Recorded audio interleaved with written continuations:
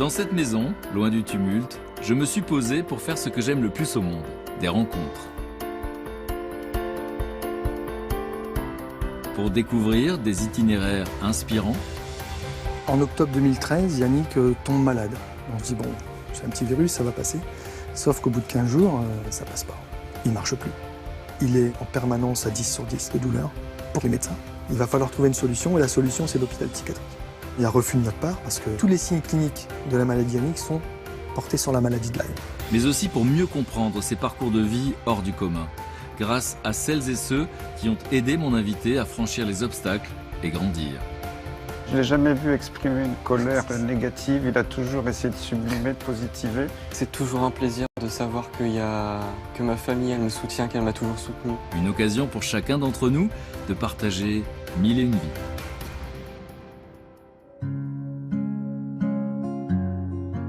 Mais à cet instant précis, j'ignore encore tout des émotions que je vais vivre ce jour-là. Je rencontrerai bientôt Yannick Schraen. Cet homme vient nous raconter l'histoire de son fils qui a frôlé la mort à la suite d'un mauvais diagnostic médical. Atteint d'un mal inconnu, le cauchemar a duré 1 an sans qu'aucun médecin ne parvienne à identifier ses symptômes. Si aujourd'hui le fils de Yannick va bien, ce père continue de se battre pour sauver de nouvelles vies.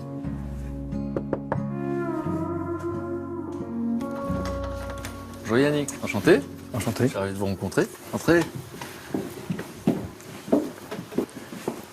Qu'est-ce que je vous sers? Un café, un thé, un jus de fruits? Un jus de fruits, s'il vous plaît. Oui. Comment vous sentez? Bien, ça va. Je vais venir raconter une histoire très particulière. L'histoire d'une famille qui était confrontée à la maladie d'un enfant. À un suspense insoutenable parce qu'on ne savait pas ce que cet enfant avait pendant presque 1 an, avec une souffrance terrible, des séjours à l'hôpital. Et puis, vous avez été stigmatisé, c'est-à-dire qu'en fait, le milieu médical a fini par penser que vous étiez responsable de la maladie de votre enfant. Tout à fait. Ouais. Jusqu'à ce qu'on découvre qu'en fait, il y avait une maladie qui n'avait pas été diagnostiquée, qui est assez mystérieuse, dont je n'avais jamais entendu parler, qui touche pourtant 1 million de personnes en Europe, ça s'appelle? La maladie de Lyme. Et on verra tout à l'heure ce qui se passe, mais en tout cas, ça va très loin, parce que l'enfant se retrouve paralysé. Tout à fait. Avec parfois des problèmes neurologiques, cardiaques. Bien sûr. Pourquoi vous avez choisi de raconter votre histoire? Pour faire avancer les choses. C'est-à-dire? Pour que la maladie de Lyme soit connue par tout le monde, parce qu'il y a un réel problème aujourd'hui en France par rapport à la maladie de Lyme. Parce qu'en fait, le milieu médical connaît mal cette maladie. Absolument. Il faut bien savoir qu'aujourd'hui, un médecin qui fait ses études sur, on va dire, 8 années de médecine, le moment où on parle de la maladie de Lyme pour eux, ça dure un quart d'heure sur leur cursus médical. Un décalage incroyable avec ce que vous avez vécu, qui est sans doute le cauchemar de tous les parents. Absolument. C'est-à-dire qu'au fond, la maladie d'un enfant, c'est quelque chose de terrible, voir son enfant souffrir, de ne pas savoir ce qu'il a, et en plus d'être accusé, parce qu'on a finalement pensé que c'était psychologique, alors que ça soignait avec des antibiotiques. C'est la double peine, et pour lui, et pour nous. Et aujourd'hui, vous êtes là pour saluer le courage de votre fils. Oui. Comment est-ce qu'il va? Il va beaucoup mieux. Il est debout, il avance. Vous allez me présenter tout à l'heure. Bien sûr. C'est la première fois qu'on se rencontre. Je vous ai demandé si vous acceptiez de m'envoyer des photos de votre existence, pour savoir quel genre de famille vous étiez avant que tout ça vous arrive. Je me suis permis de les exposer dans l'atelier. Je vous laisse parcourir la maison. D'accord. Et on se retrouve dans le salon. Ça vous va? Ça va. C'est par ici. Merci.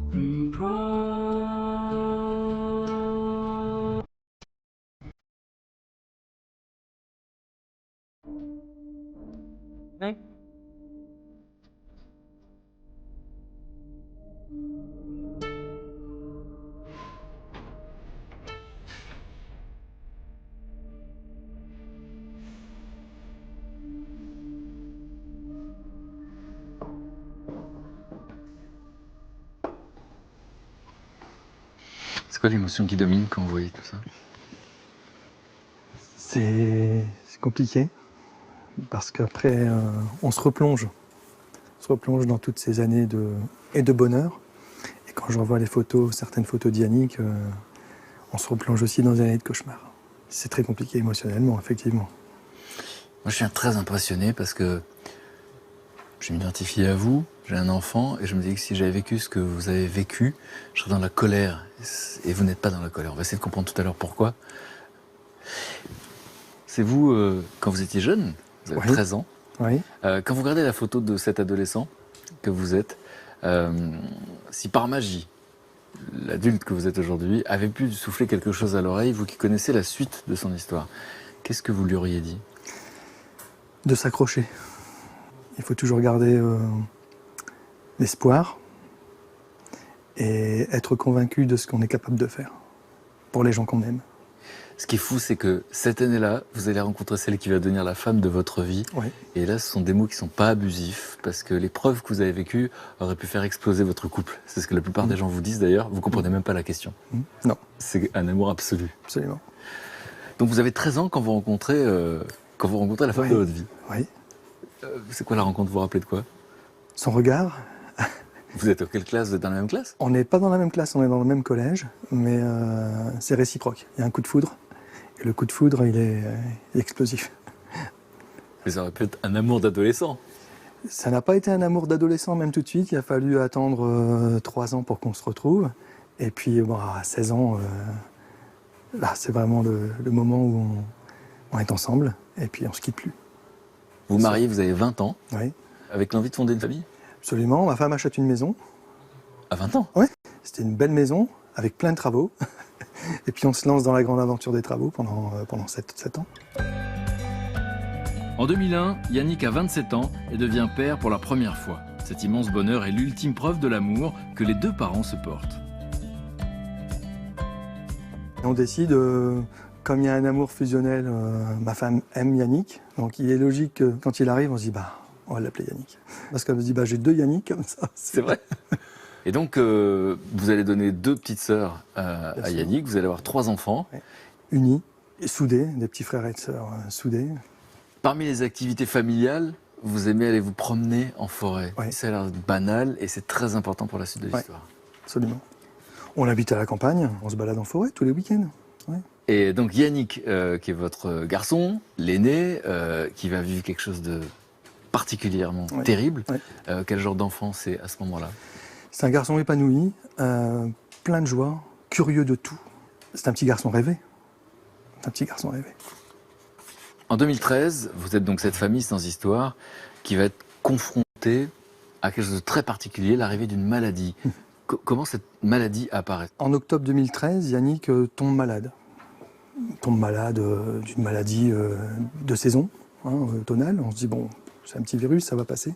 Sauf qu'au bout de 15 jours, ça passe pas. En réalité, il va très vite descendre. C'est-à-dire qu'il va se retrouver à avoir des fortes douleurs dans les jambes, des céphalées derrière la tête. Et là, on ne comprend pas. On l'amène chez le médecin une 2e fois. Et le médecin nous dit, je ne comprends pas, ça devrait passer, c'est pas normal. Et bien évidemment, ça continue. Des douleurs très intenses au Vous niveau... décrit comment à l'époque? Comme si on lui enfonçait des pics dans les jambes. Des pics dans les jambes, des pics dans les mains, des pics dans les bras. Donc là, il a quel âge? Là, il a 13 ans. Alors, ce qui est fou, c'est que parmi les erreurs de diagnostic qu'il va y avoir, on va d'abord parler d'une leucémie. Alors, à partir de ce moment-là, ma femme me dit qu'il faut absolument qu'on l'hospitalise. Donc, on le fait hospitaliser dès le lendemain. Et là, on nous dit, votre médecin, c'est un médecin de campagne, c'est pas du tout une leucémie. Et au bout d'une semaine, on dit, il va pouvoir rentrer à la maison, ça va bien se passer. Mais sauf qu'il souffre toujours autant. Et là, on nous dit, vous inquiétez pas, on va donner un fauteuil roulant, un déambulateur. Vous allez voir votre kiné. Et votre kiné, vous allez voir, dans 15 jours, elle va le faire marcher. Et là, on vous dit de la rééducation, mais c'est quoi? On vous dit qu'il a quoi, votre enfant? On nous dit à ce moment-là, on a l'habitude des cas comme ça. On est quand même dans un... On a l'habitude des cas dont on ne sait pas ce que c'est, mais c'est de la rééducation. C'est de la rééducation. Vous allez voir, votre kiné, elle fera des miracles. Donc très rapidement, on prend rendez-vous chez le kiné. Et là, elle tombe des nues. Elle se dit, attendez, je ne peux pas rééduquer un enfant dans l'état dans lequel il est. C'est-à-dire qu'on me donne 15 jours pour le remettre debout, sur l'ordonnance. Moi, dans l'état dans lequel il va me falloir au moins 3 mois. Qu'est-ce que vous dites dans votre tête à ce moment-là? À ce moment-là, on se dit, ça doit aller, puisqu'on nous dit que ça ira. Ça vient de très haut, on se dit, Lui continue de souffrir, d'avoir des douleurs? continue de souffrir. Au bout de la première séance, elle nous téléphone, elle nous dit c'est pas possible. Si je continue comme ça, je ne suis pas un bourreau. Je suis kiné. Il faut absolument que vous le fassiez réhospitaliser. Donc là, très rapidement, on le réhospitalise. Et là, bien évidemment, on arrive dans le service et on n'est pas très bien accueillis. On dit, ah, bah, Yannick, il est revenu. J'ai dit, oui.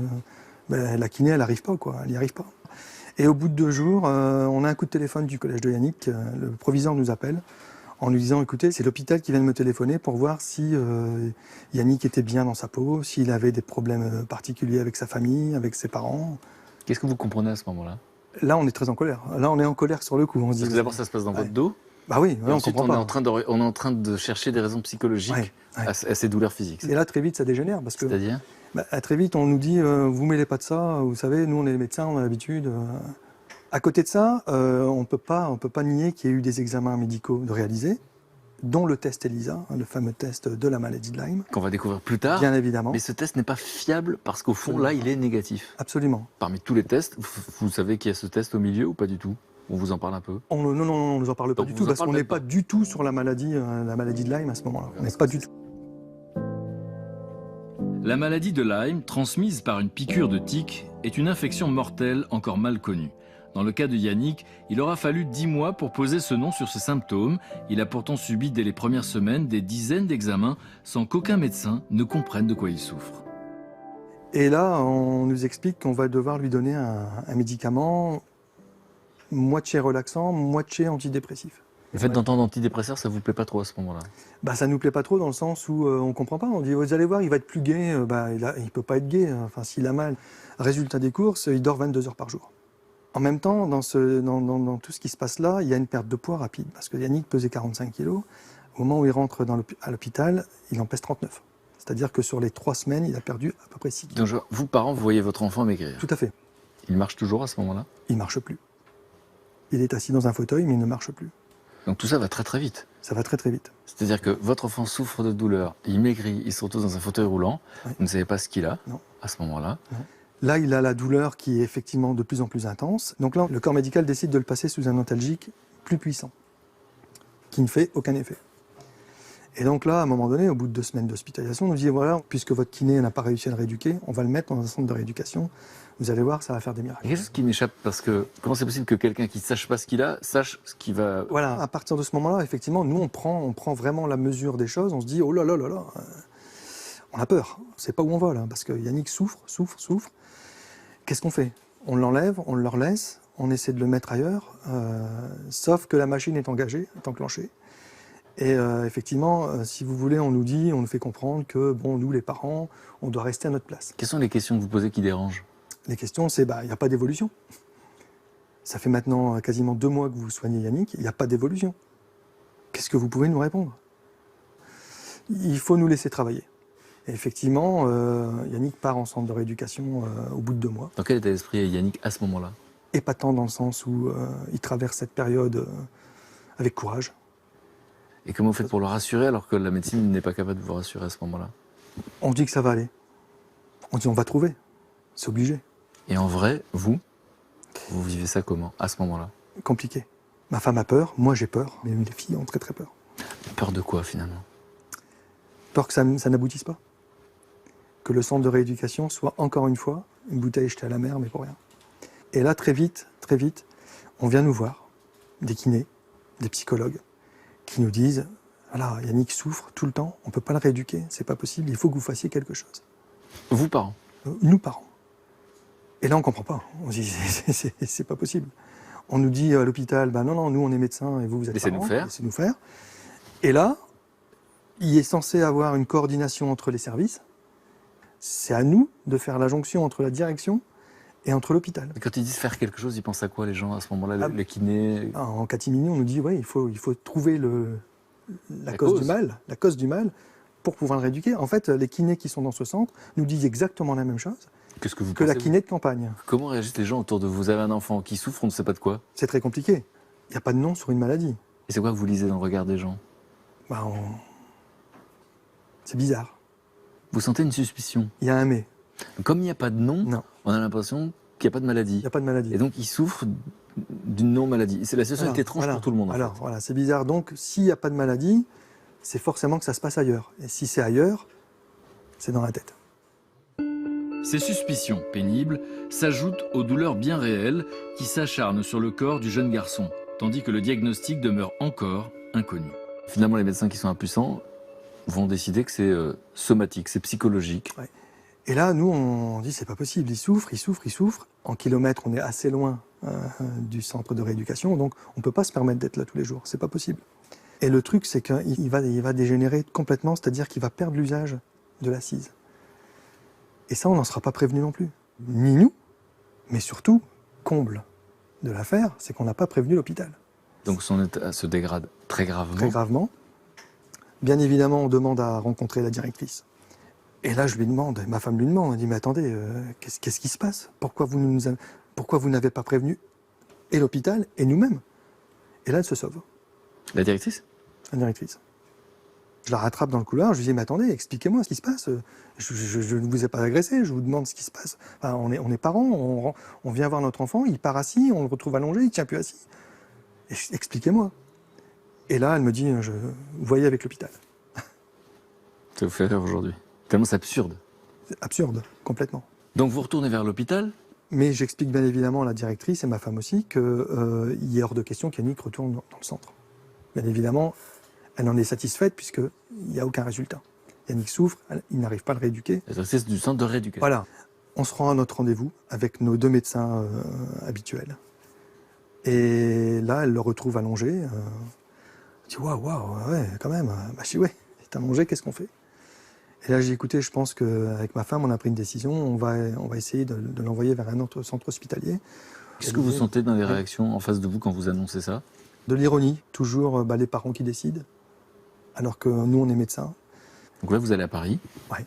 dans un hôpital très important. Bien sûr. Et là, leur réaction, c'est quoi quand ils le voient ? Leur réaction, quand on arrive aux urgences avec ma belle-sœur, qui est infirmière, la réaction est incroyable, puisqu'on nous dit on ne peut pas le laisser repartir comme ça, il est dans un état, vous vous rendez compte, il vient d'où ?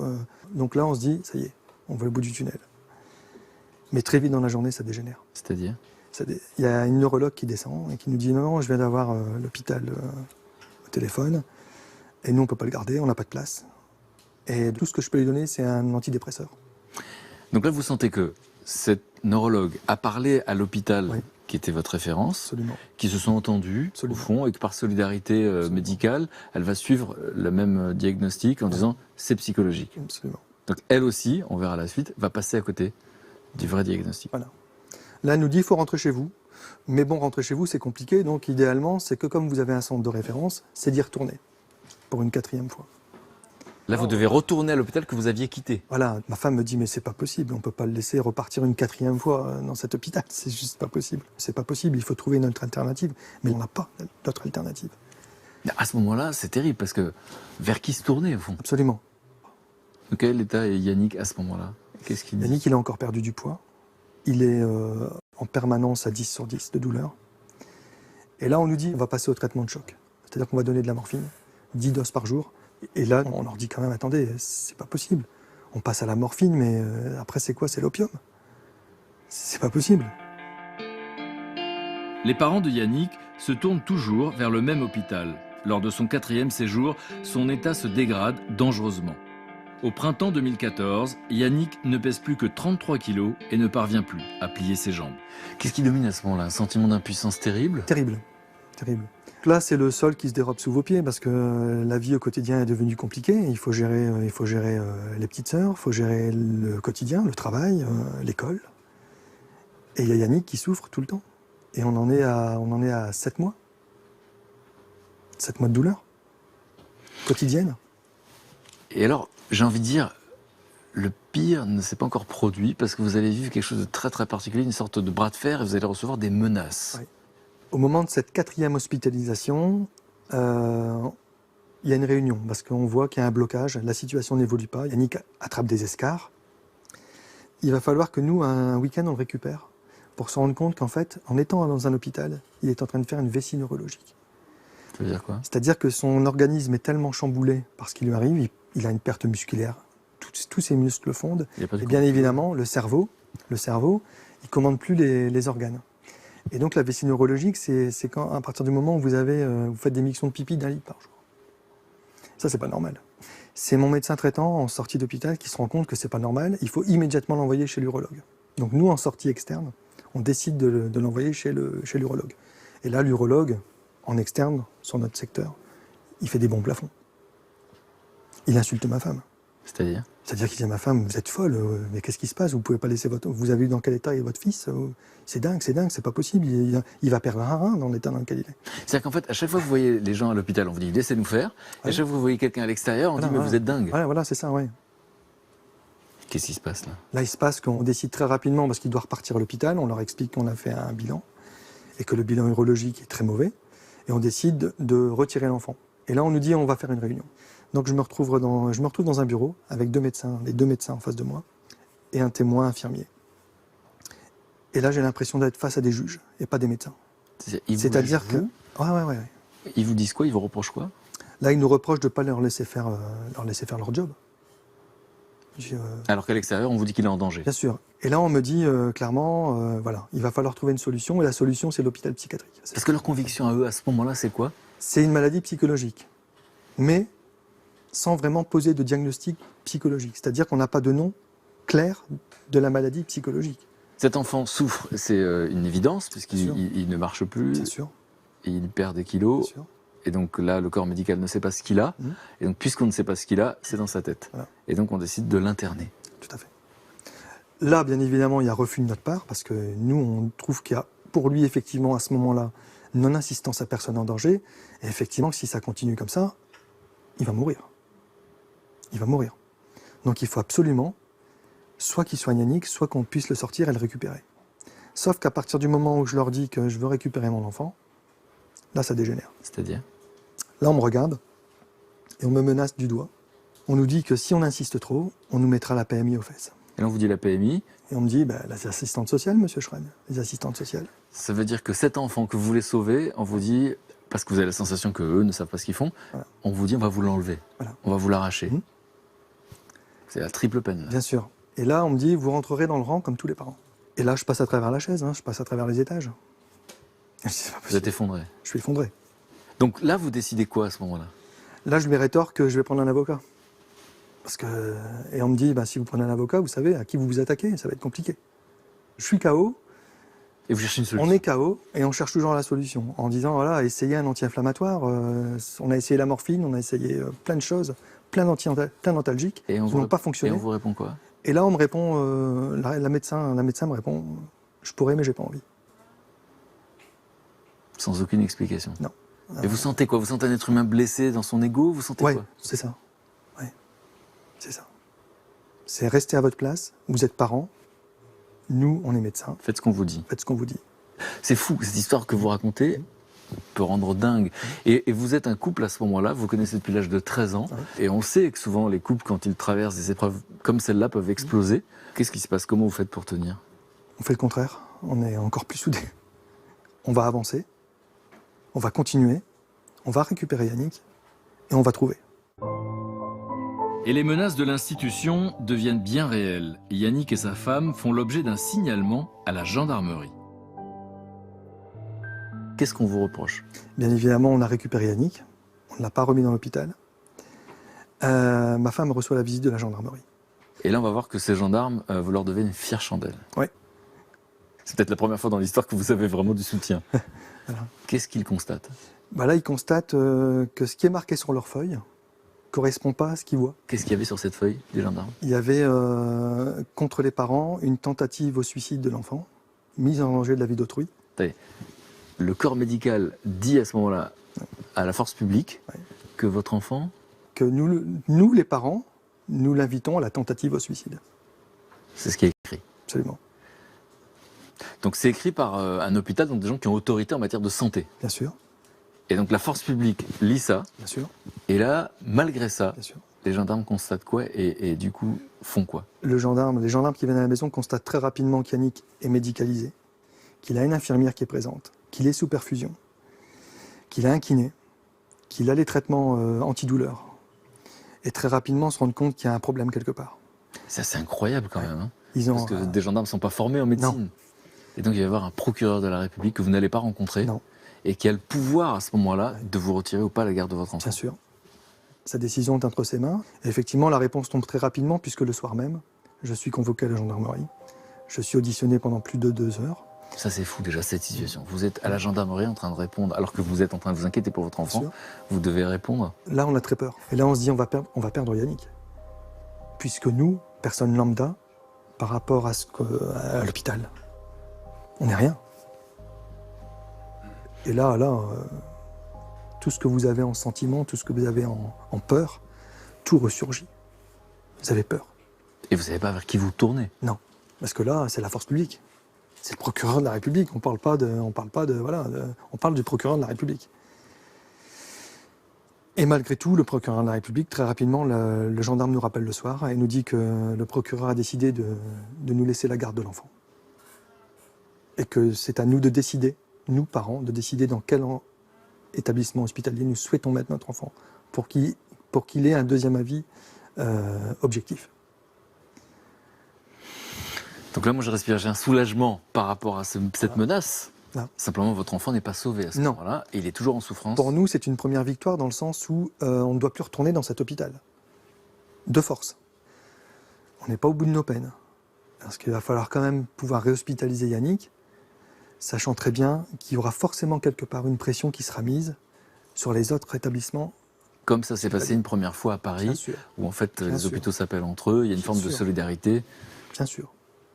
Donc qu'est-ce qui va se passer? Vous allez prendre quelle décision à ce moment? Donc là, on décide avec ma belle-sœur toujours, qui est sur la région lyonnaise, et avec le médecin qui nous a bien évidemment aidés à avoir tous les traitements médicaux pour ne pas renvoyer Yannick vers l'enfer dans lequel il venait de sortir, décide, comme elles ont des connaissances, de demander l'avis d'un grand hôpital lyonnais. L'hôpital lyonnais, à ce moment-là, il est prêt à recevoir Yannick.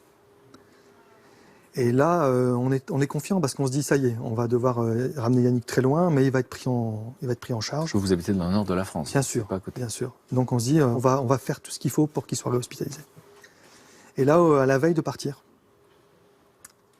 on a un coup de téléphone qui nous explique, de la part du médecin qui nous a aidés, qu'il y a un blocage. Ils ne veulent plus recevoir Yannick. Donc blocage administratif. Ouais. Donc on décide de le remettre dans un hôpital privé, dans la région. Et on va encore une fois avoir le même système, c'est-à-dire qu'on va rentrer dans un hôpital en urgence. Et on va nous dire, mais c'est juste pas possible, c'est hallucinant. Dans l'état dans lequel il est, il faut absolument le sauver. Donc on vous inquiète et on culpabilise à chaque fois. Voilà, on lui dit, mais je dis, moi, mais il sort de l'hôpital, mais on cherche à l'hôpital. Vous inquiétez pas, ça va bien se passer. Vous êtes tombé entre de bonnes mains. On va d'ailleurs on va arrêter des pipettes de morphine, on va le passer sous pompe à morphine. C'est-à-dire qu'à chaque fois qu'Yannick a une douleur, il s'envoie une dose de morphine. Donc il s'envoie des doses de morphine assez fréquemment, puisque la douleur est quasi persistante.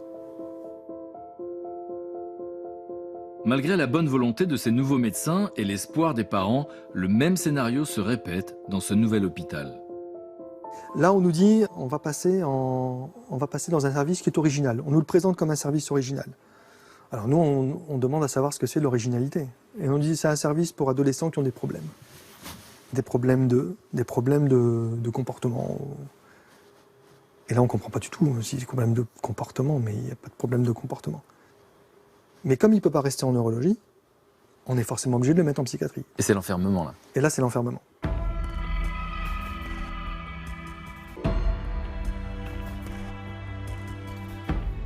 Là, c'est l'enfermement, c'est-à-dire qu'il descend dans un service de pédopsychiatrie, avec pour le coup des enfants qui ont de réels problèmes psychologiques. C'est-à-dire des enfants qui ont fait des tentatives de suicide, qui se sont taillés les veines, qui sont anorexiques.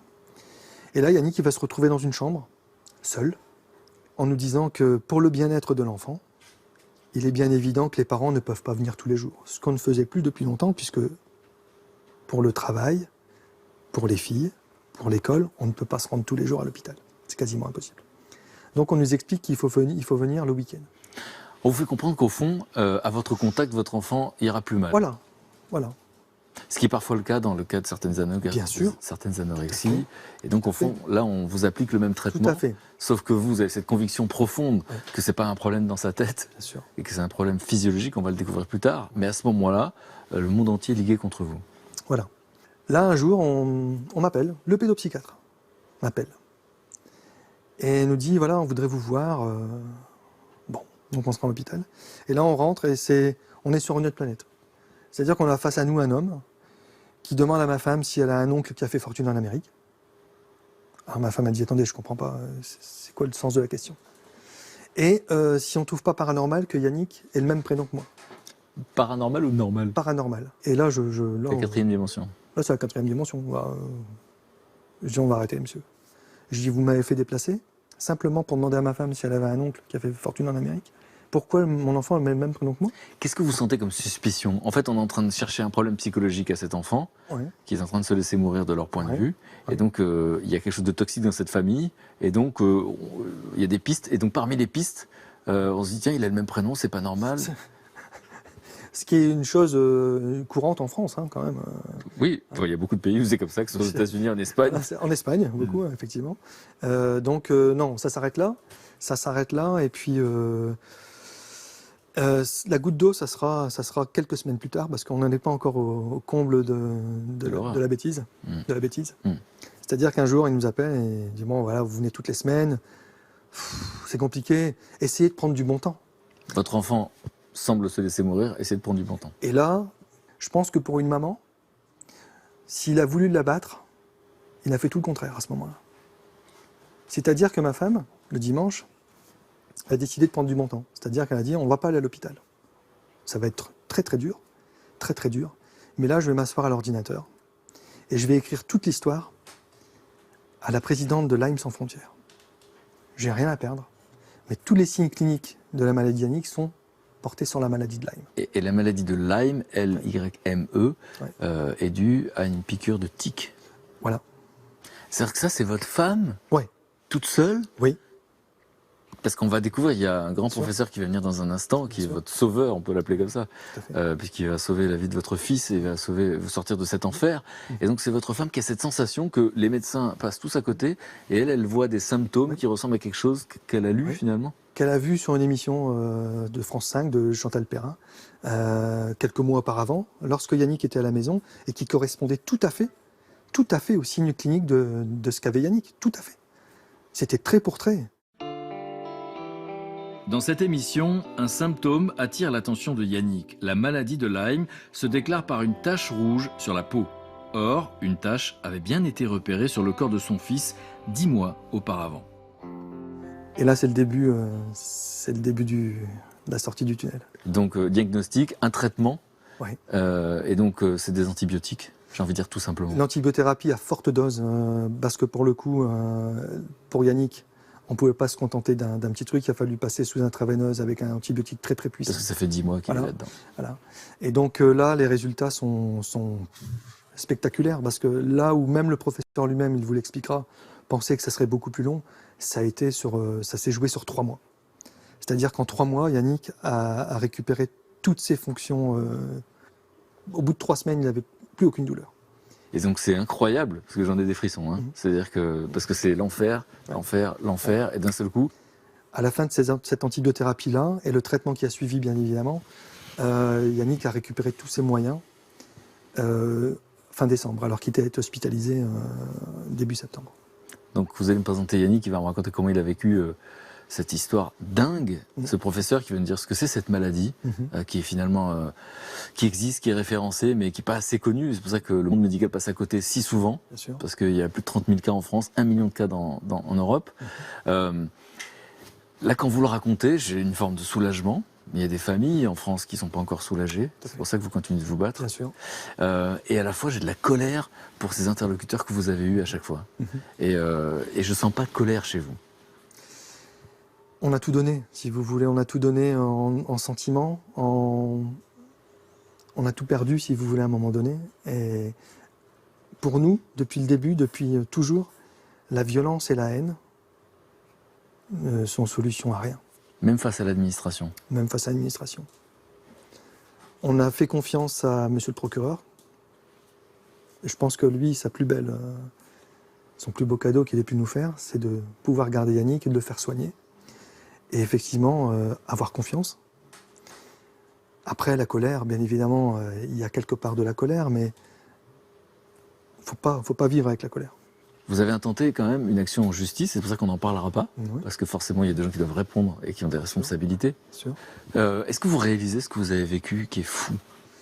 On réalise, en reparlant bien évidemment, on le réalise tout le temps. Et effectivement, le fait de vouloir avancer aussi, on est ici aussi pour en témoigner, mais effectivement, nous au quotidien, on essaie de surmonter ça. Mais on ne peut pas oublier les gens, qui le vivent au quotidien, qui vivent ce malheur au quotidien, qui souffrent au quotidien. La maladie, Voilà. le non-diagnostic, donc Voilà. l'inquiétude permanente, Bien sûr, la sûr. peur parce que son enfant Bien sûr. Bien sûr. Que ce soit un enfant ou que ce soit un adulte, parce qu'il y a aussi des adultes. Mais les enfants qui sont aujourd'hui, et c'est le cas, c'est-à-dire qu'aujourd'hui en France, il faut bien se rendre compte qu'il y a des enfants qui sont en psychiatrie et qui n'ont rien à y faire. Ils ont besoin d'antibiotiques, tout ça. Ils n'ont rien à y faire, qui ont besoin d'un traitement antibiotique. Donc on va en parler avec le professeur. Bien sûr. Je vais rencontrer votre fils. Qu'est-ce que vous aimeriez que je retienne de cette histoire? Ce qu'on retienne de cette histoire, c'est qu'il faut absolument qu'il y ait une prise de conscience et qu'on ne laisse plus, que ce soit des enfants, que ce soit des adultes, mais surtout bien évidemment des enfants dans des situations pareilles, et bien évidemment aussi toutes les personnes qui entourent le malade, c'est-à-dire qu'on est dans un désarroi total et qu'on n'a pas d'écoute. Votre désarroi n'est pas pris en compte, Ouais. le malade n'est pas écouté, Non. et il y a une forme d'arrogance aussi du Il y a corps une forme médical. d'arrogance, ouais, absolument. Vous êtes les parents, nous sommes les médecins, nous avons la solution, vous, tenez-en à votre rôle, c'est-à-dire que vous restez à votre place et nous on s'occupe du reste. Ça ne fonctionne pas. Ça n'a pas fonctionné. Je suis un peu sonné, hein. Mm. Cette professeure, elle est folle. C'est en France, c'est en 2014, et ça existe. Je vais les recevoir. À tout de suite. Merci pour la confiance. Lorsque mes invités, comme Yannick, racontent avec pudeur la profondeur de leur souffrance, ils paraissent s'en sortir facilement. Pourtant, une question s'impose, comment a-t-il fait pour surmonter les obstacles?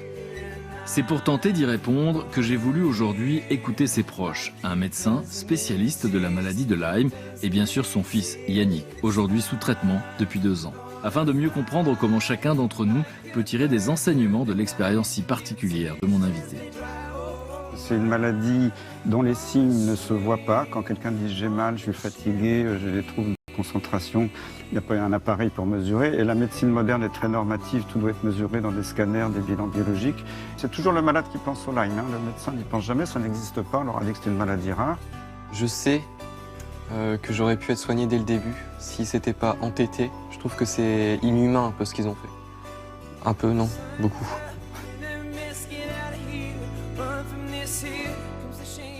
Merci d'être là tous les deux. Yannick, je suis ravi de faire ta connaissance parce qu'on a longuement parlé de toi et de ce qui t'est arrivé, de la manière dont tu l'as vécu. Et ton papa a salué ton courage. Donc avant de te rencontrer, j'ai déjà beaucoup d'admiration pour toi. Et c'est vrai que j'ai envie d'avoir ton point de vue sur ce qui est arrivé à ta famille et ce qui t'est arrivé à toi. Parce que toi, tu as vécu une maladie très grave, très inquiétante. Et ceux qui étaient là pour vous aider, finalement, étaient en train de vous trahir. Et ça, c'est assez fou d'imaginer ça. Et professeur, vous êtes un peu le sauveur, finalement. Je n'ai pas d'autres mots.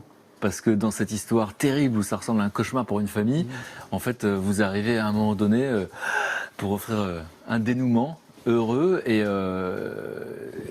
donc, c'est un peu vos mots, Yannick, c'était quasiment une histoire de fou, Oui, en fait. c'était pour le coup une histoire de fou. Ouais. Et vous nous parlez de cette maladie de Lyme que vous Ouais. connaissez, qui est très difficile à diagnostiquer, qui Tout à fait. explique ces errances médicales, beaucoup de souffrance, parce que cette famille-là, pour le coup, vous la prenez en charge, mais il y en a d'autres qui ne sont pas prises en charge.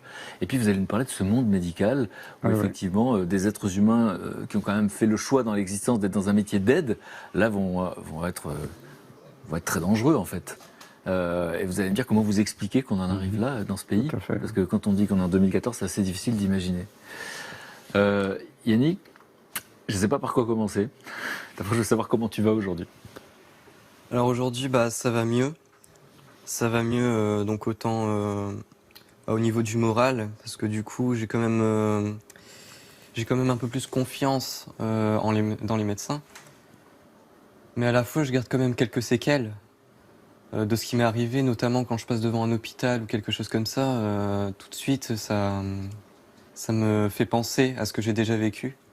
Puis c'est assez traumatisant, même à l'heure d'aujourd'hui d'ailleurs. Et ce que tu as vécu, d'ailleurs, tu mettrais quel mot aujourd'hui de manière générique, finalement. Qu'est-ce qu'elle nous dit, ton histoire? Elle nous dit que finalement, quand on avait quand même confiance en un hôpital quand même qui est assez réputé, et puis finalement ça s'est pas passé comme prévu, Et j'aurais dû, enfin c'est ce que j'ai fait d'ailleurs, mais toujours garder confiance en ce qu'on a dans la tête, en ce que nous on sait, plutôt que de se concentrer sur des avis de personnes qui connaissent pas vraiment finalement ce qu'on a à l'intérieur. Parce que là, on avait affaire à des gens qui disaient laissez-nous faire, c'est nous les médecins. Et chaque fois que tes parents te sortaient à l'extérieur, ils entendaient mais vous êtes fous, cet enfant est en danger. Donc c'était quand même incroyable. Et en même temps, personne ne voulait s'en occuper parce que c'était à eux de le faire. Enfin, c'est une histoire de dingue, on ne sait pas par quel bout prendre la situation. Dans ton histoire personnelle, est-ce que tu te rappelles finalement des premiers symptômes, si on reprend l'histoire par le début, et de ce que tu te dis à ce moment-là finalement? Les premiers symptômes, c'est quoi au départ? C'est des douleurs? Bah, alors c'est comme un peu un état grippal, donc j'ai quelques douleurs. Tu as 12 ans à ce moment-là. J'ai 12 ans, c'est ça, je suis en 5e. Et ouais, c'est ça, j'ai des douleurs, je suis très fatigué, j'ai des maux de tête pas possibles. Mais ça m'alarme pas forcément sur le moment. Donc j'ai pas faim, tout ça, j'ai plus d'appétit. Et puis très vite, en fait, ça va dégénérer. Donc c'est-à-dire que je vais avoir beaucoup de mal à marcher. Donc je vais maigrir énormément aussi. Mais à ce moment-là, tu te dis quoi, toi? Bah, ça commence à m'inquiéter en fait, c'est surtout ça. Ça commence à m'inquiéter et du coup, bah, mes parents le voient aussi et on décide d'aller voir un médecin parce que on savait que c'était pas quelque chose qui allait passer comme ça.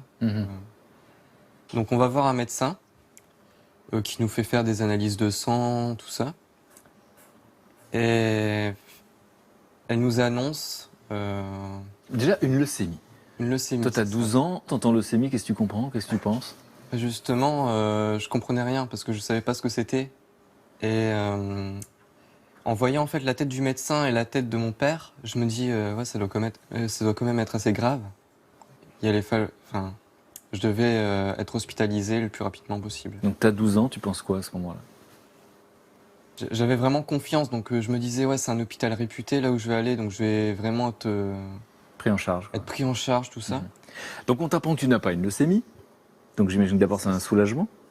C'est un soulagement, ouais. D'un côté, c'est un soulagement. Ouais. Et finalement, les épisodes qui arrivent pour toi, c'est lesquels les plus compliqués à vivre? Alors les plus compliqués à vivre, bah déjà c'est la première semaine d'hospitalisation où de une on me dit que c'est pas la leucémie, mais que c'est dans la tête, que c'est psychologique. Enfin on me le dit pas directement. On me le fait savoir par quelques allusions, mais on en parle plus à mes parents. C'est quoi des allusions pour toi à ce moment-là? Parce que tu as 12 ans quand même. Mais par exemple le médecin qui me disait, qui entrait dans ma chambre et qui d'habitude me parlait d'un ton assez sec. Et là il entre dans ma chambre. Et il me dit, bah, on a trouvé un bon hôpital pour toi, où il y a des enfants comme toi. Tu verras, tu vas bien être pris en charge, tout ça. Donc, quand il dit comme toi, tu comprends quoi à ce moment-là? Ah bah comme toi, vu ce qu'ils avaient dit à mes parents, tout ça. Et À ce moment-là de l'histoire, qu'est-ce qu'ils avaient dit à tes parents? alors à ce moment-là de l'histoire, ils avaient dit qu'ils allaient me mettre dans un hôpital psychiatrique. Et qu'ils allaient me mettre sous antidépresseurs.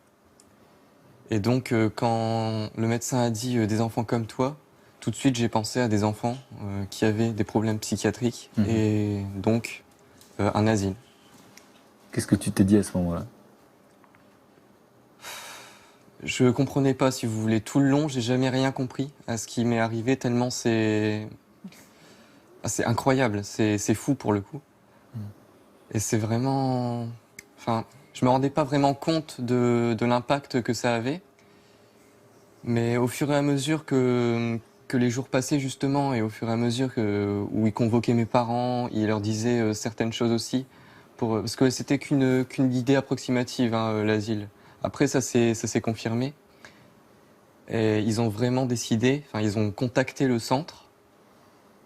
Et heureusement, dans l'état dans lequel j'étais, ça me permettait pas d'entrer dans le centre. L'état était tellement grave C'est ça. que tu aurais été encore plus en danger. Et c'est ce qui t'a sauvé. Ton état grave était en train de te sauver momentanément. Et mes parents également, mais à ce niveau-là, ils pouvaient pas vraiment faire quelque chose. Mais alors toi, comment tu réagis pendant cette période? Parce qu'effectivement, il y a eu 4 hospitalisations.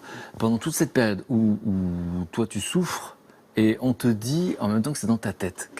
Enfin, ça dépasse l'entendement. Et je sais que vous êtes en colère contre ça, vous, professeur. Mais toi, à ce moment-là, tu as 12 ans et demi. Ça paraît fou comme histoire, tu l'as dit. Mais qu'est-ce que tu comprends? Parce que est-ce que tu t'interroges, tu te remets en question? Ouais, alors au début non, parce que je me suis dit non, je tiens à mes idées.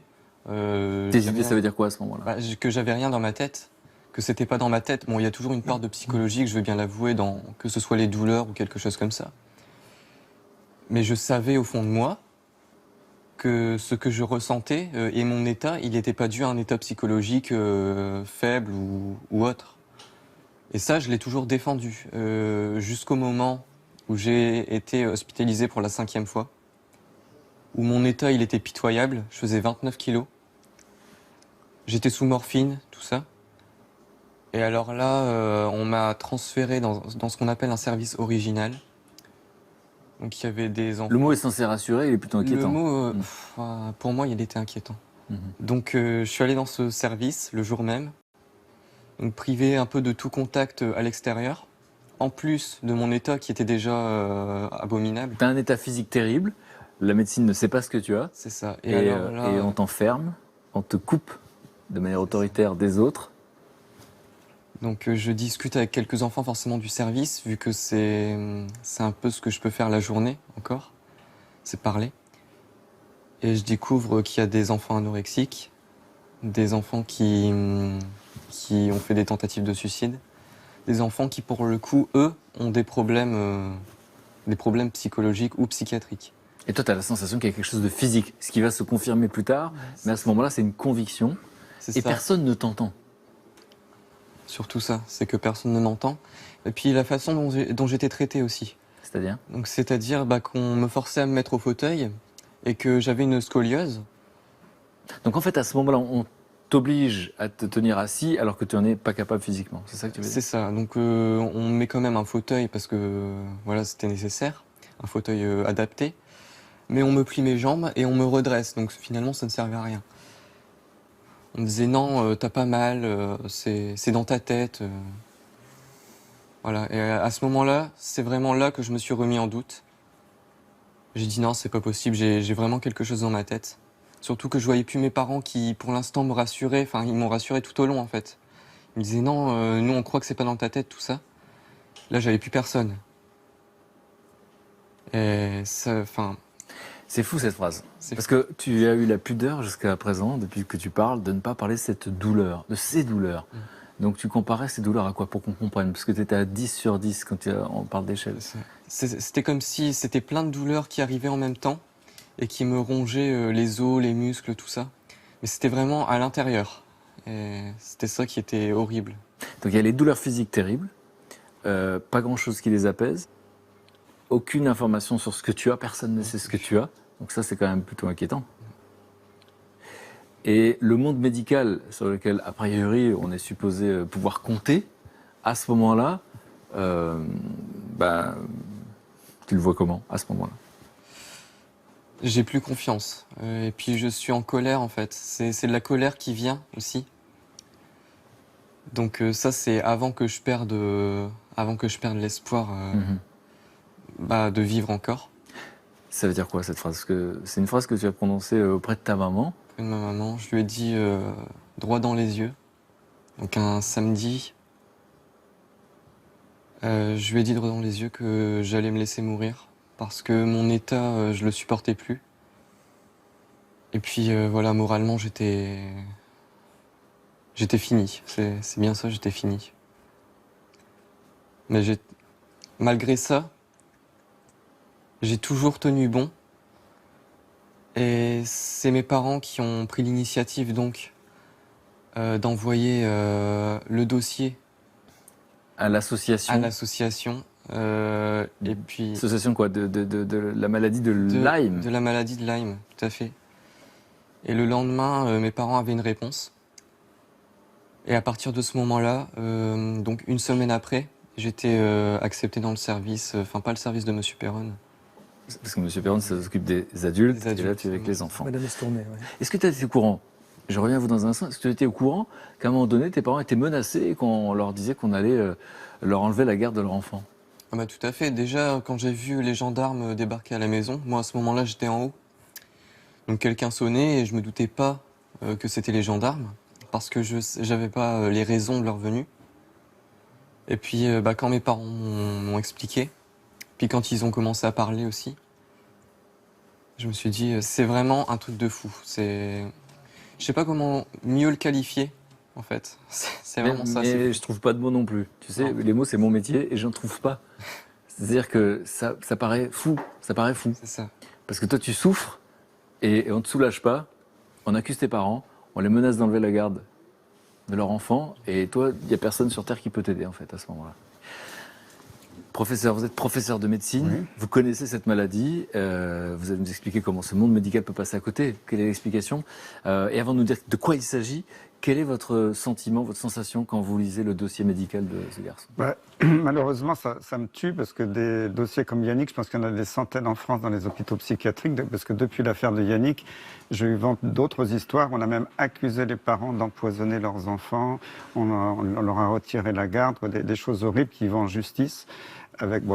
J'accable pas les juges, ils connaissent pas bien la médecine, ils suivent des experts, mais c'est diabolique parce qu'il y a des... C'est le mot, on disait fou Oui. il y a un instant. Il y a des milliers de vies brisées en France, alors chez des adultes, chez des enfants, c'est encore plus dur pour un enfant. Et tout ça parce que c'est une maladie dont les signes ne se voient pas. Quand quelqu'un dit j'ai mal, je suis fatigué, j'ai des troubles de concentration, il n'y a pas un appareil pour mesurer. Et la médecine moderne est très normative, tout doit être mesuré dans des scanners, des bilans biologiques. Et on n'écoute plus les malades, à la limite. Et quand il y a des signes objectifs, alors dans la maladie de Lyme, des gens peuvent avoir des problèmes articulaires, avoir un gros genou douloureux, on peut avoir des troubles du rythme cardiaque, on peut enregistrer à l'électrocardiogramme, on peut avoir une petite anomalie à l'IRM cérébral.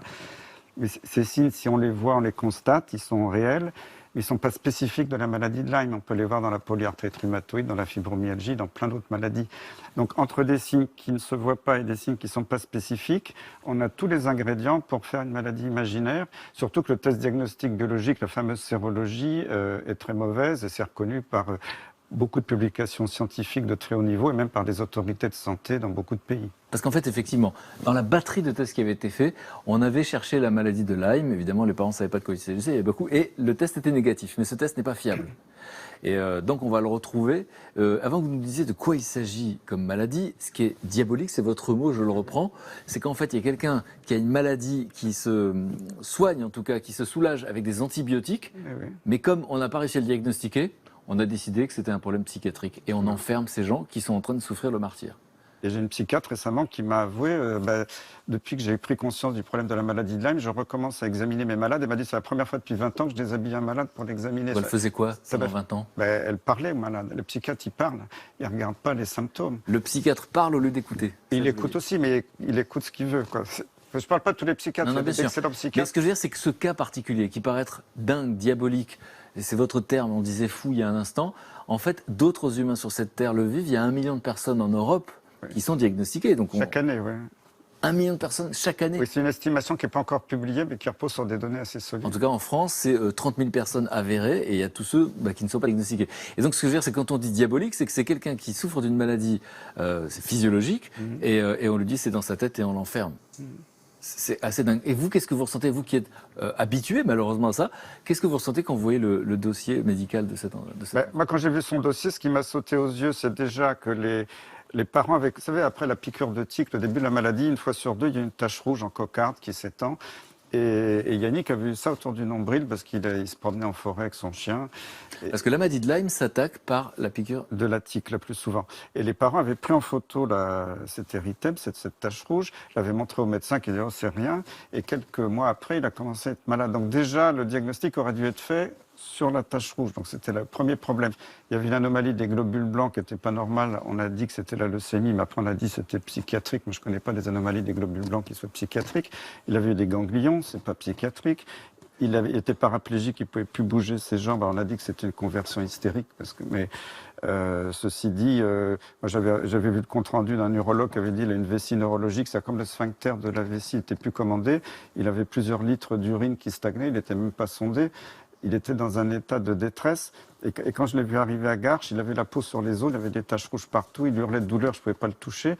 Il ne bougeait plus du tout les orteils, ni tous les membres inférieurs. Il soulevait à peine les bras. Et 8 jours après les antibiotiques, il a commencé à bouger les orteils. 3 semaines après, il se tournait un peu dans le lit. Et effectivement, il a fallu 2 mois d'antibiotiques pour qu'il se lève et qu'il marche sur des béquilles. Mais parce que ce qui est fou, c'est que vous voyez ce dossier médical, vous voyez donc du point de vue d'un professeur de médecine quelque chose de très grave, et donc on est en train de le laisser mourir dans un hôpital psychiatrique, c'est ça Je là. pense qu'il serait mort, Yannick, s'il était resté là-bas. C'est mon conviction profonde. Et donc cette maman un dimanche qui va envoyer cette lettre à cette association de la maladie de Lyme. Mais pour qu'on comprenne bien cette maladie, encore une fois, donc la maladie de Lyme, et je vais prononcer ce nom parce qu'effectivement, j'en avais jamais entendu parler, elle est terrible physiquement, elle est dangereuse, et en plus elle n'est pas comprise. Donc c'est important d'en parler le plus possible. Donc c'est quoi? C'est une morsure ou une piqûre de tique. Voilà. D'accord. Donc quand on revient de forêt, c'est quoi l'idée? C'est de regarder. Alors, le problème, c'est que même si on a une maladie avérée, grave et même prouvée par les tests officiels d'aujourd'hui, on sait que 3 fois sur 4, les gens n'ont aucun souvenir de la piqûre de tique. Alors c'est un problème parce qu'il faut savoir que les tiques, les grosses tiques, vous avez peut-être vu sur votre chien, qui ont plus d'1 centimètre quand elles sont bien gorgées, mais les petites larves ou les nymphes, elles font 1 millimètre ou 2. Si elles vous piquent dans le cuir chevelu, dans le dos, qu'il n'y a pas quelqu'un qui vient regarder dans les plis, vous ne la voyez pas, elle se décroche, elle vous a inoculé la bactérie et vous n'avez rien vu. Et après, la fameuse tache rouge, c'est 1 fois sur 2. Et sinon, ça apparaît comme ça, vous êtes fatigué, qu'est-ce qui se passe? Je ne suis pas comme d'habitude, j'ai mal partout, tiens, mon cœur qui déraille un peu. Ah tiens, j'ai ma jambe qui me porte plus de temps en temps. Ou c'est ça le Lyme au quotidien. Après, ils vont voir leur médecin traitant, qui 9 fois sur 10 ne pense pas au Lyme. C'est toujours le malade qui pense au Lyme. Hein. Le médecin n'y pense jamais, ça n'existe pas. On leur a dit que c'était une maladie rare. Alors quand ils y pensent, ils font le test qui 1 fois sur 2 est négatif. Donc ils disent, voyez, c'est pas ça. Et après, les gens sont abandonnés. On leur dit qu'ils font partie d'une secte, que c'est une maladie inventée par Internet. Et moi, je connais des tas de gens, parce que moi, j'ai des gens qui ont eu 15 ans ou 20 ans de trous dans leur vie.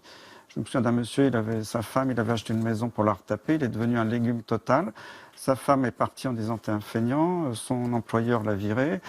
Il s'est retrouvé comme ça pendant 15 ans aéré. Il avait vu 80 médecins, 20 psychiatres bouffer des tonnes d'antidépresseurs pour leur faire plaisir. Et un jour, il était arrivé un peu par hasard à ma consultation, moi je l'avais cru. Alors, je suis étonné parce que les gens sont étonnés que je les croie. C'est la première chose qui me frappe.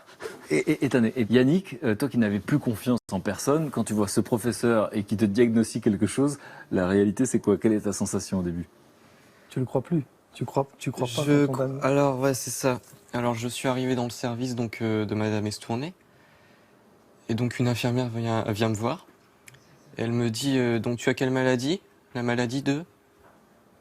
Alors là, je bloque totalement. Tu n'oses pas dire? C'est ça, je n'ose pas dire. Je n'ose pas prononcer le nom de ma maladie parce que pendant 8 mois, j'en ai pas eu. Et c'était peut-être un traumatisme inconscient, mais il était là quand même. Alors du coup, elle dit, maladie de Lyme. Je dis, oui, c'est ça, mais j'hésitais encore en fait. C'est ça qui est assez dingue. Et puis peut-être pendant 1 mois, j'ai toujours continué à croire que c'était pas forcément ça, mais dès que les antibiotiques ils ont commencé à faire effet, dès que pour la première fois je rebougeais les orteils, que... Tu te rappelles de ce jour-là? Ouais, je me rappelle. La disparition de la douleur. La disparition de la douleur. Tu te rappelles du premier jour où tu remarches?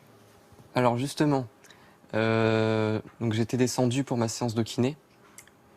Et puis ma kiné me dit bon allez, on va essayer de marcher. Donc tu vas te mettre entre les barres, ce qu'on appelle les barres parallèles. Donc j'ai commencé à me lever. Alors ça m'a fait tout bizarre. Et puis j'ai avancé une jambe, j'ai avancé l'autre. Et puis du coup on a fait ça 1 fois. Alors moi j'étais super content. Puis quand je suis remonté dans le service, j'ai dit ça à tout le monde. J'ai fait le tour de toutes les chambres, tout ça. C'était vraiment une émotion comme j'avais pu depuis très longtemps. Donc vraiment de la joie.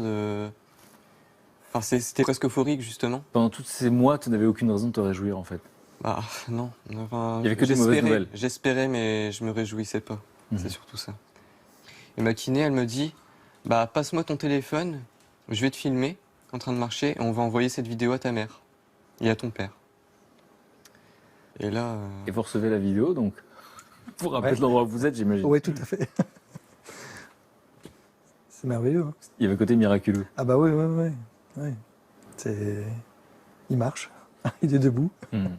Et il est debout rapidement, en fait, parce que là, c'est ça. Hein. Professeur, qu'est-ce que vous ressentez? Parce que à la question « à quoi je sers sur cette terre », vous savez au moins. Oui. Ben, moi, je me bats pour tous les malades qui, comme Yannick, sont en souffrance aujourd'hui. C'est pour ça que je me bats, parce que sinon, ça m'apporte plus d'ennuis vis-à-vis de mes collègues. Et j'en veux pas à mes collègues. Ils ont été formatés dans une médecine très normative. Ils ne veulent pas sortir des clous. Bon, en privé, ils me disent, ouais, peut-être, certains me disent, on pense que tu as raison, on veut bien t'aider dans la recherche, mais ils veulent dans une recherche bien cadrée. Mais quand devant eux, ils ont un malade comme ça, ils leur disent, non, toi, tu n'as pas un Lyme. Ou on va faire le test, et puis si le test est négatif, ils disent, vous n'avez pas le Lyme.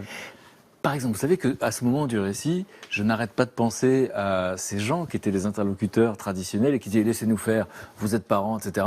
Est-ce que vous, par exemple, vous avez, est-ce que, je ne sais pas si c'est déontologique ou est-ce que vous avez ce réflexe ou est-ce que vous n'avez pas envie de le faire, de les appeler en disant bon les gars, c'est grave ce que vous avez fait quand même, non? J'essaie de le faire avec diplomatie parce que je ne vais pas me mettre à dos toutes les... Tous ceux qui se trompent, et ils sont nombreux du coup. J'essaie de les convaincre, d'abord par les publications scientifiques, de les convaincre par l'exemple justement de cas qui sont maintenant un peu médiatisés. Parce que quelquefois on me reproche d'avoir un peu médiatisé tout ça, mais d'un autre côté, quand ça reste confiné dans des publications purement scientifiques, personne n'est au courant du problème. Et puis tout le monde met le couvercle par-dessus parce que ça dérange beaucoup. Parce qu'on ne veut pas se remettre en question? Qu'est-ce que ça nous raconte de la médecine de notre pays, de ces êtres humains qui ont tout le pouvoir d'arracher un enfant à ses parents? Qu'est-ce que ça nous dit, au fond? Parce que la médecine était un art humaniste et la médecine est devenue... On a voulu en faire une espèce de science arithmétique où tout doit être prouvé parfaitement. Et on ne peut pas tout prouver parfaitement en médecine. Il y a des limites, il y a justement des choses subjectives que l'on ressent, qu'on ne voit pas. Dès que quelqu'un se plaint de quelque chose qu'on ne peut pas le mesurer, on dit que c'est de la somatisation. C'est-à-dire que moi, mes malades en psychiatrie, des adultes m'ont dit... ils n'osaient même plus parler de leur douleur au psychiatre, pourtant ils avaient des douleurs vers 10 sur l'échelle de la douleur, c'est au maximum. On leur refusait les antalgiques en disant que ils allaient être toxicomanes aux opiacés. Et on leur disait, vos douleurs, c'est vous qui vous les inventez dans la tête. Et s'ils avaient le malheur de reparler de la douleur à la visite, ils en prenaient plein la tête parce que c'était de leur faute. Et pour ces malades, c'était une horreur terrible, la vie. Maintenant, ils m'en parlent parce qu'ils sont guéris, ils sont sortis de l'enfer. Mais il y en a beaucoup actuellement dans les hôpitaux. Et des parents qui assistent à la souffrance terrible, sans solution de leur enfant, on les menace de leur retirer la garde de leur enfant. C'est le mot diabolique, je vais le reprendre. Hein, je peux vous dire, là, récemment, une jeune fille de 16 ans qui est maintenant guérie, on accusait sa maman de l'empoisonner. Les gendarmes devaient venir chercher la maman. Heureusement, la juge, je ne sais pas, elle a changé pour une raison administrative. Et la nouvelle juge a demandé mon avis parce qu'elle était un peu perturbée. Et j'ai réussi à la sauver par hasard. Et puis, deux jeunes aussi de 10 ans, une famille alsacienne, la grand-mère accusait la maman d'empoisonner les enfants. Récemment, un autre exemple à Paris, dans un grand CHU pédiatrique parisien, on a même prélevé les cheveux d'un enfant en accusant la mère de l'empoisonner. Et ce gamin, je suis en train de le guérir aussi. Donc, ces histoires... C'est la porte ouverte ou n'importe quoi? Ah oui. Parce qu'il y a des nuisances faites par des parents sur les enfants, ça existe, mais c'est rare. Mais là, on ouvre un truc et tout ce qu'on ne comprend pas, on le met sur le dos du psy. Et ça, c'est insupportable. Ça me révolte. Mais de vous entendre révolter, ça me fait du bien. Parce que je me sens que je ne suis pas le seul à être en colère. Est-ce que toi, tu as de la colère aujourd'hui? Moins que quand j'ai été soigné, quand je suis sorti de l'hôpital debout. Mais j'en ai toujours, effectivement, parce que je sais... que j'aurais pu être soigné dès le début, s'ils s'étaient pas entêtés, s'ils avaient été aussi un peu humains, je pense. Un peu humble? Un peu humble aussi. Parce que, voilà, moi je définis ça comme de l'entêtement, et je trouve que c'est inhumain un peu ce qu'ils ont fait. Un peu, non, beaucoup. Et dans cette période diabolique, folle, inhumaine, c'est les mots qui sont sortis spontanément, tu pouvais compter sur quoi ou sur qui? Alors, sur mes parents qui m'ont accompagné tout du long, en fait, tout le long de mon parcours. J'ai compté sur quelques amis au début, mais bon... Dès qu'on a dit que c'était dans ta tête, t'as perdu des amis? Ouais, ils évitaient, quoi. Au début, ils me faisaient beaucoup de lettres, tout ça. Et puis ça a commencé à diminuer, puis plus rien. Et après, ça a repris quand j'ai été soigné. Ça te donne une vision du genre humain particulière. C'est ça. Alors que c'est à ce moment-là que j'aurais eu besoin des personnes finalement qui m'entouraient. Voilà, de réconfort. Des personnes qui m'entouraient pour me soutenir, pour m'aider dans cette lutte. Il y avait de moins en moins de monde. Et finalement, bon, Il y avait aussi quelques médecins, enfin un médecin en particulier, qui m'a beaucoup aidé et que je remercie d'ailleurs infiniment. Alors lui, on peut dire son nom. C'est un médecin de Lyon. Alors c'est Francine, ouais, c'est ça. Mhm. Et puis ma tante aussi. Voilà. Et tes petites sœurs? Et mes petites sœurs aussi, ouais, parce que voilà, elles ont été très courageuses. Alors, t'as une petite sœur qui a 13 ans. J'ai une petite sœur qui Qui a a un 13 petit ans. message pour toi. Rouya, c'est une petite vidéo surprise que j'avais envie de te faire. En 2013, t'as eu ta maladie. Et le petit garçon joyeux qu'on a connu, c'était devenu un garçon qui souffrait. C'était juste horrible. On le voyait souffrir, on ne pouvait rien faire. On était en fait dans une impasse. On était là, on faisait que tourner en rond. Mais voilà, finalement, il y a quand même une fin heureuse à toutes les histoires et je suis super contente que tu sois auprès de nous parce que franchement au début c'était pas du tout gagné. Mais voilà, aujourd'hui t'es en bonne santé et t'es heureux et c'est ça qui compte pour moi. Je te fais plein de gros bisous mon frère que j'adore. Une vidéo qui bouleverse le professeur de médecine qui a l'habitude. Moi qui me... Parce que... Bon, je ne sais même pas quelle est ta réaction. Non mais c'est toujours un plaisir de savoir que ma famille elle me soutient, qu'elle m'a toujours soutenu. Puis même voilà pour le message, même mes petites sœurs qui en ont bavé aussi, qui m'ont vu souffrir. Puis qui sont restées fortes, qui ont aussi essayé de positiver un peu pour m'aider justement à dire t'inquiète pas, ça va aller, tu vas être soigné. Elle me faisait quelques dessins, tout ça. Et non, je les remercie aussi énormément. Je les remercie énormément. J'ai beaucoup d'admiration pour Yannick, qui est très fort. Il a une maturité extraordinaire. Et il est en colère, c'est normal, mais je ne l'ai jamais vu exprimer une colère négative. Il a toujours essayé de sublimer, de positiver. Moi, chapeau Yannick, hein, parce qu'après ce que tu as vécu, je trouve que tu t'en sors super bien, même au point de vue moral et humain. Alors, je suis très admiratif, une maturité incroyable, on a dû te le dire, tu es ce qu'on appelle une vieille âme, ça se voit, tu as 15 ans, mais on sent que même ta petite sœur qui a 13 ans, elle parle comme quelqu'un de 18 ans, ça fait grandir toute la famille. Si je te demande, parce que je crois savoir que tu travailles très bien à l'école, tu as eu le brevet des collèges avec la mention très bien, à l'instant T, tu as le droit de changer d'avis tous les jours, mais à l'instant T, tu te dis que tu as envie de faire quoi dans la vie? Astrophysicien. Voilà. Au début, je voulais faire médecin infectiologue comme Monsieur Perron. Mais il n'y a pas longtemps, je suis passé devant un hôpital et il y a beaucoup d'émotions qui reviennent et je me sens pas prêt. Donc astrophysicien, tu prends de la distance. C'est ça. Puis j'aime bien m'intéresser à plein de choses et surtout justement dans l'univers qui nous entoure. Notamment les planètes, tout ça, la matière noire, ça m'intéresse énormément. Donc les tourments des humains, tu connais, et là maintenant c'est les choses métaphysiques qui t'intéressent. Bon, je suis très impressionné. Franchement, je te remercie de ce témoignage. Je suis convaincu que ça va aider beaucoup de gens. J'espère. J'espère. Ce qui est fou dans votre histoire, c'est que vous n'avez pas accepté la fatalité. Et je vais vous présenter des gens qui devraient vous plaire. Ce sont mes amis dénicheurs. Et eux non plus n'acceptent pas la fatalité. Sont à l'affût finalement de tout ce qui va dans cette société. On nous parle souvent de ce qui ne va pas. Et il y a des choses qui vont, des idées qui marchent. Et tout ce qui crée du lien, qui va dans le sens de cette société plus humaine, justement, ça les intéresse. Bonjour. Et les voici mon ami Luc. Salut, Mon ami salut, Marc. bonjour. Salut les gars. Et je vous laisse vous installer. Alors, Marc, lui aussi, a remis les choses en question. Il n'a pas accepté les choses telles qu'on les lui disait, puisqu'il était dans une multinationale à un moment donné de sa vie. Il était dans le système, comme on dit, et puis il s'est remis en question. Il est parti faire le tour du monde. Et donc, tu vas nous parler de quoi aujourd'hui? Moi, justement, on en a parlé tout à l'heure, Yannick, de la difficulté quand on est isolé dans sa chambre d'hôpital. Donc, je vais vous parler d'une association qui, justement, propose aux enfants hospitalisés de devenir journalistes sans quitter leur chambre. J'aime bien le lever de sourcil de Yannick, là. Belle. Donc, ça veut dire que ça t'intrigue, c'est le but, hein? T'as envie de savoir? Ouais. Super.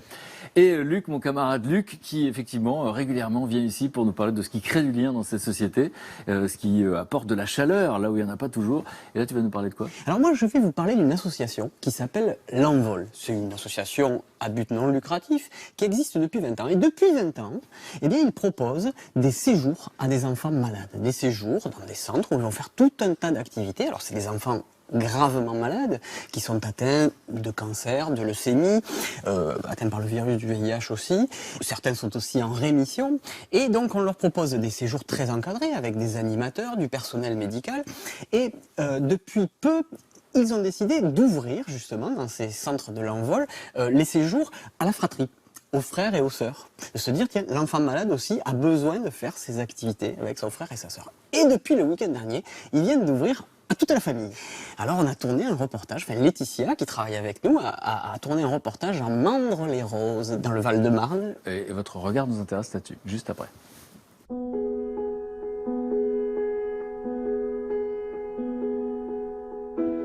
On accueille des enfants qui sont atteints de cancer et aussi toute une série d'autres pathologies très diverses. Donc là, l'idée, c'est pendant 3 jours d'extraire les familles de leurs préoccupations quotidiennes liées à la maladie, qu'elles s'amusent. Et c'est une occasion pour eux de pouvoir parler avec d'autres familles qui traversent et qui ont la même expérience de vie. Mes amis, l'heure est grave. Est-ce que vous avez chaud? Oui. Est-ce que vous voulez vous réchauffer? Oui. On est venu pour passer un week-end en famille pour Anaïs. J'ai eu un cancer du rein et après j'ai eu une rechute et j'ai eu un cancer des poumons. Et en fait là j'ai eu juste la chimio et ça s'est enlevé. On fait la pâte à pizza. On saute un peu sur la pâte à pizza et on étale. On étale la pâte. Il y a tous les bénévoles qui sont là pour amuser les enfants. C'est vraiment fantastique de voir comment ils arrivent à se lâcher comme n'importe quel autre enfant. En fait, franchement, il n'y a aucune différence. Donc le défi, c'est de réaliser des brochettes. On les déguste après, on est bien d'accord. Hein. C'est important pour eux qu'à un moment, ils puissent aussi avoir cet espace de s'évader, d'être un enfant et de jouer, de rire, de faire tout ce qu'ils ne peuvent pas faire à des moments quand ils sont dans les hôpitaux. Et qu'ils puissent voir qu'ils ne sont pas seuls déjà, qu'il y a plein d'autres enfants autour d'eux et se rendre compte que, oui, peut-être que je suis malade à ce moment-là où j'ai une difficulté, mais je peux faire comme les autres et je peux rire, je peux vivre. Eh bien moi j'ai rarement vu des brochettes aussi jolies. Hein. Ça. C'est ça parce que c'est plus doué que ta mère. Et celui-là. Oh, s'il te plaît. Moi, il est comme ça. Ce week-end, on ne voit pas du tout que la maladie est présente. Moi, j'ai l'impression que c'est plutôt une colonie de vacances. Lors de l'atelier de cuisine, on n'a pas pensé à se dire tel enfant est malade. Non, on est là pour s'amuser et faire plaisir aux enfants, voir les enfants rigoler. Et nous les parents, au lieu de pleurer et rigoler, c'est très bien, non? Ah, c'est bon, hein. Regarde à la base, papa. C'est bon? C'est trop bon. On a la chance de partager ces moments avec les enfants. Eh ben, c'est quand même très positif, quoi. On ne partage pas que les mauvais moments. En général, elle frotte rarement le bras. Ça peut arriver, mais ça frappe pas mal. Allez, tu peux t'avancer un petit peu. Explication à ton bras. Dans ton bras. Alors,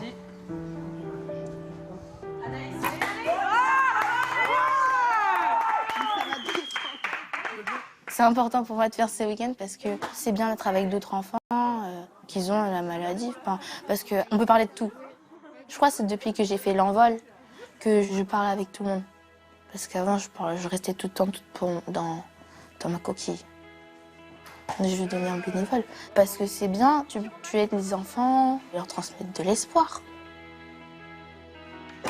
Ouais. un mot pour décrire? Ah, super. Être avec d'autres parents, c'est très bien en fait. Moi, je sais qu'en tant que maman, j'ai eu des moments très difficiles. Et en fait, on se dit qu'on n'est pas tout seul en fait. Ça permet de parler et de se libérer. Ouais, t'as l'épaule bloquée. Pourquoi t'as mis un casque alors que tu montes pas? Pour être avec toi, je te soutiens. Ouais, je te soutiens. Tous les parents qui sont présents ici ont affronté la maladie. C'est quelque chose qui nous rassemble. Tant qu'on n'a pas vécu ça, et ça je le souhaite à personne, on ne peut pas réellement comprendre ce que ça représente. Ça permet d'avancer, de ne pas rester dans une bulle. On est dans la maladie, ça permet justement de sortir de cette bulle. Ça permet aussi à d'autres parents qui sont encore en plein dans les traitements, etc., de se dire, on peut avancer, on s'en sort. Il suffit de voir les enfants qui sont en rémission pour continuer à espérer. T'as fait ça toute ta vie, mon homme? Ouais. Je savais, t'es trop fort. Merci. Si ça peut aider même ne serait-ce qu'une famille à nous voir comme ça, c'est un vrai bonheur. Et je pense que c'est aussi le but de ce type de rassemblement, c'est que les parents se rendent compte qu'il y a une vie après la maladie.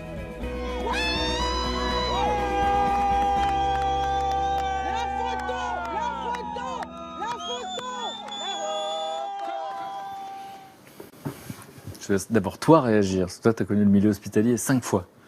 Donc, quand tu vois ce genre d'initiative, qu'est-ce que tu ressens? Je trouve que c'est une très bonne initiative. Alors, d'une part, parce que justement, ça permet de retrouver, d'avoir des certaines distances quand même avec la maladie et l'hôpital. Parce que c'est une préoccupation 24 heures sur 24? C'est ça.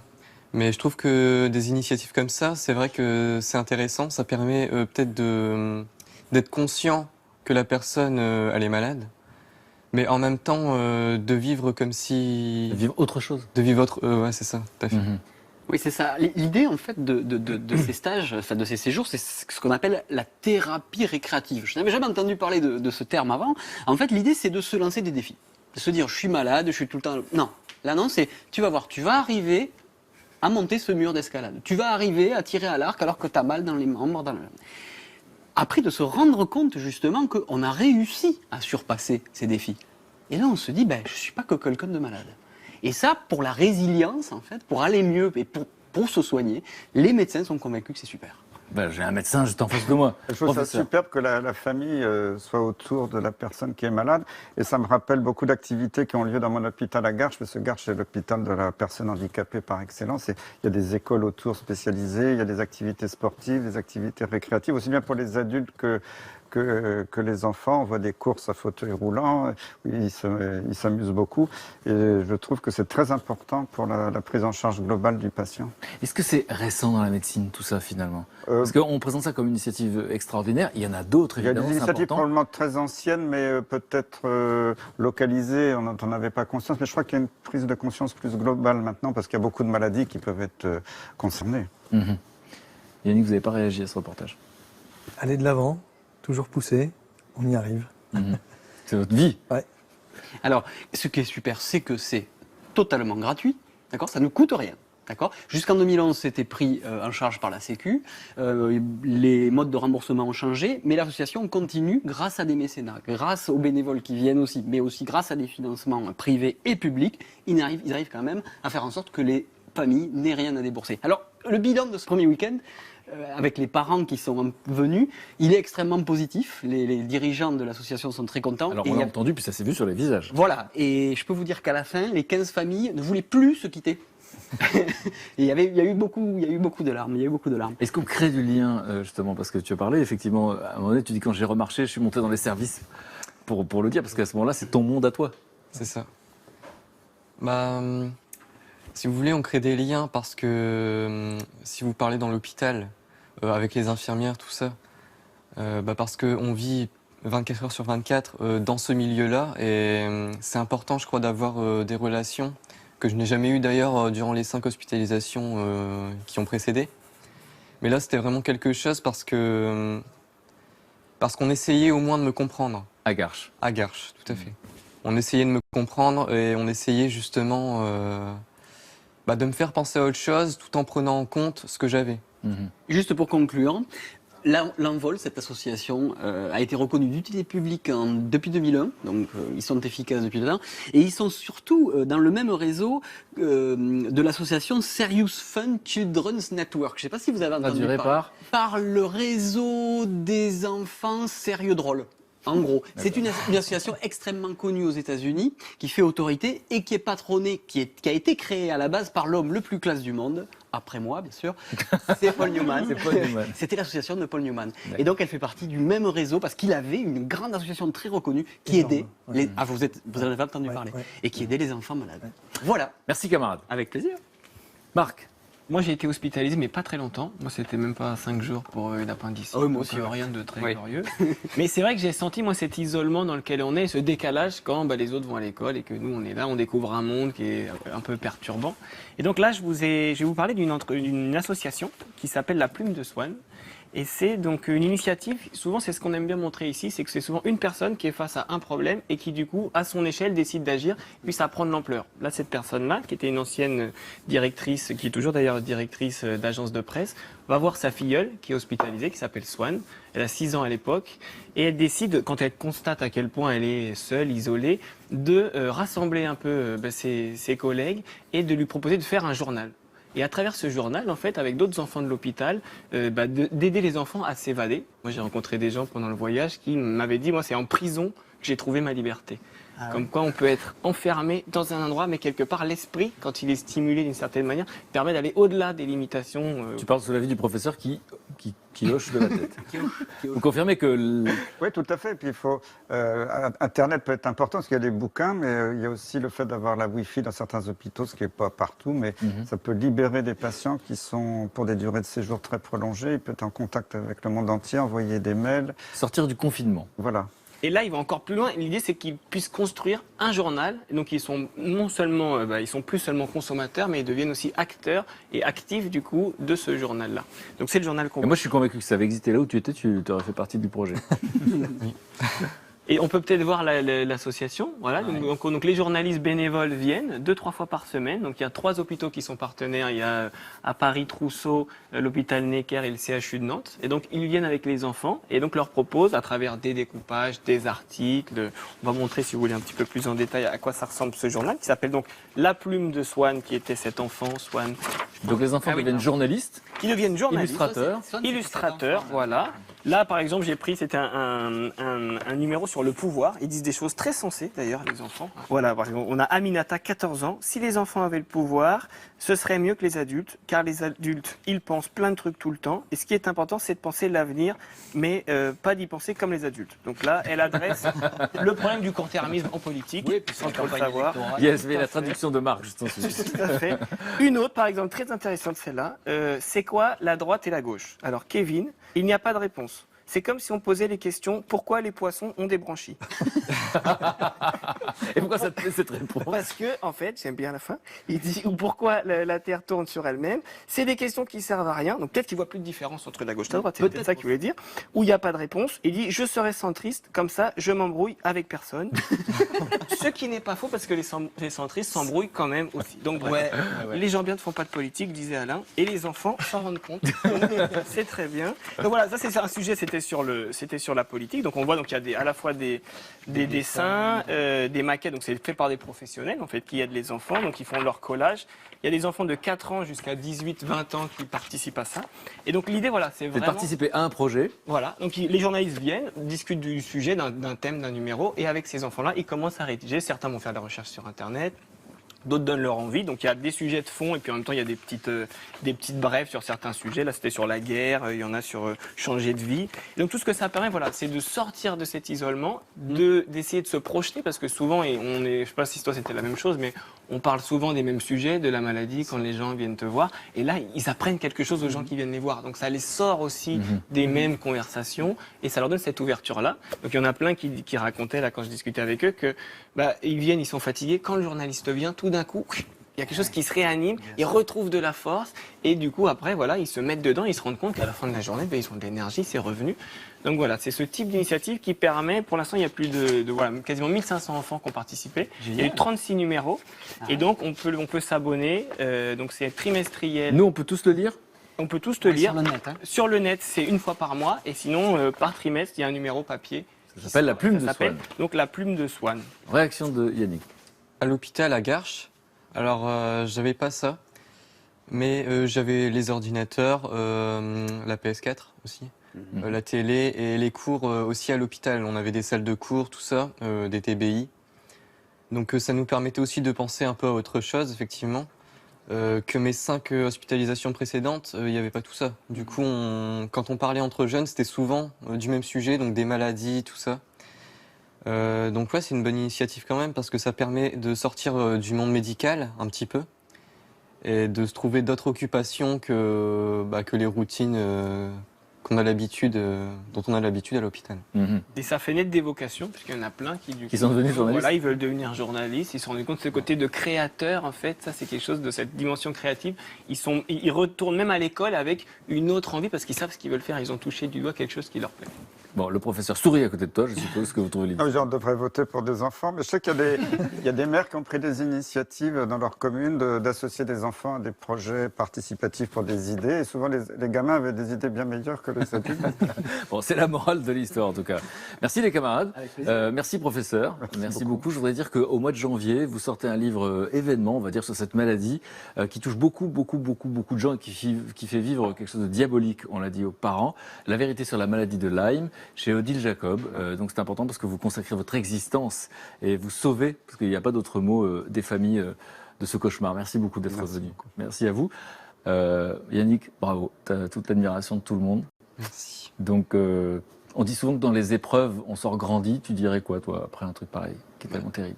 Effectivement, je sors grandi.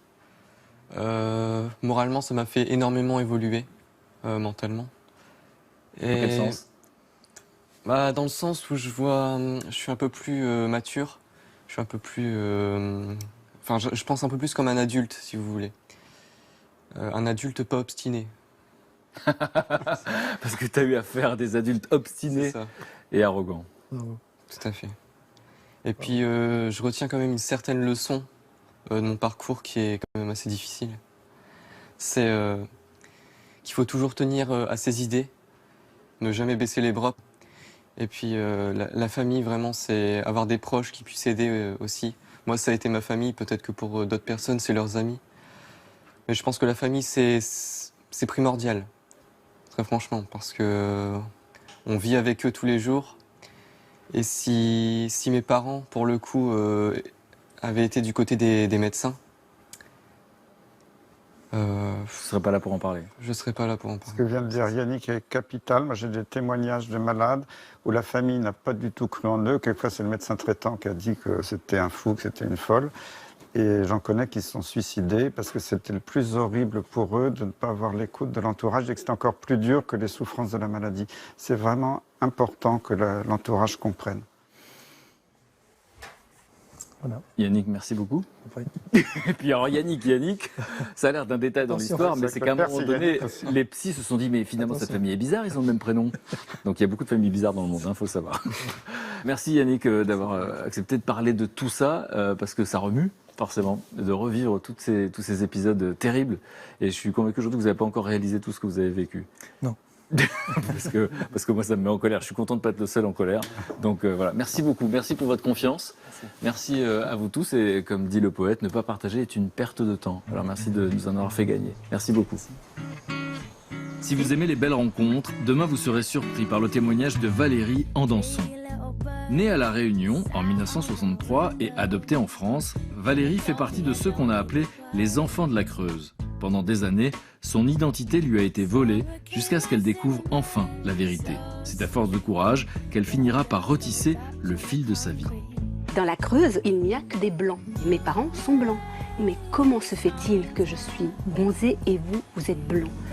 Et je vais voir ma mère et elle dit tu es ma mère ou tu n'es pas ma mère? Et elle me dit non, je ne suis pas ta maman. J'ai vécu dans le mensonge pendant des années.